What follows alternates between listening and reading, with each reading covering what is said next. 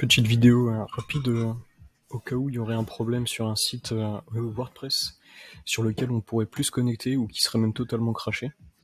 Donc ça peut arriver suite à la mise à jour d'extensions notamment ou de thèmes, d'avoir des conflits au niveau des plugins ou des thèmes, et ça peut faire complètement cracher le site. Donc il y a plusieurs solutions. Soit on va avoir un site qui sera même plus accessible depuis n'importe quelle page, soit le site sera toujours là, mais quand on essaye d'accéder au back-office, donc à WP admin, et ben, il y aura un message d'erreur qui stipulera un débugage.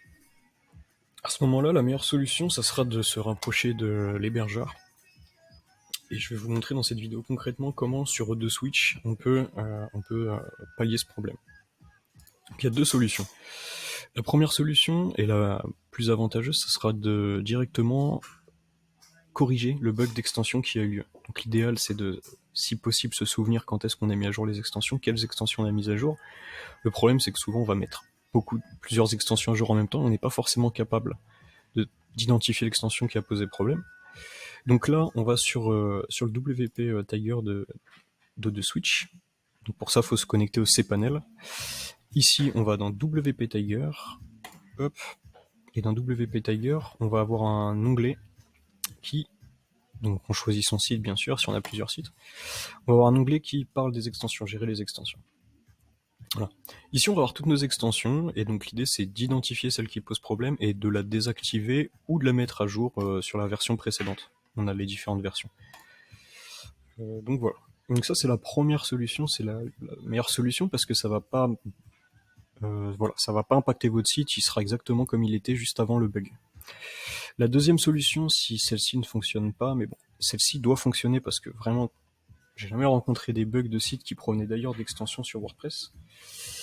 Mais si ça ne provient pas des extensions, si vous n'êtes pas capable d'identifier le problème malgré des tests et des tests sur tous vos plugins, et ben vous pouvez vous rendre à nouveau sur votre de Switch, et là cette fois-ci on va pas modifier l'extension depuis le cPanel, mais on va carrément faire un rollback, c'est-à-dire remettre le site comme il était l'état avant le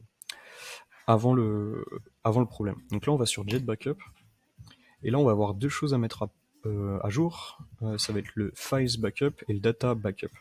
Donc le Files Backup, on va ici, on choisit pareil, bien son site et bien sa date, et idéalement, si on se souvient du jour où ça a bugué, eh ben on fait un jour avant le jour où il y a eu ce problème. Donc on choisit Files Manager, et là on va venir sélectionner le public.html et on va faire restore. Voilà, ça prendra quelques secondes à peine. Une fois que c'est fait, on retourne sur Jet Backup, et cette fois-ci on va aller sur Database Backup. On choisit le même jour qu'on a choisi pour le Files Manager, et on va directement restore. Donc là on peut le faire, mais je vais pas le faire parce qu'il n'y a qu'un seul message, un seul approvement, donc je préfère pas le refaire.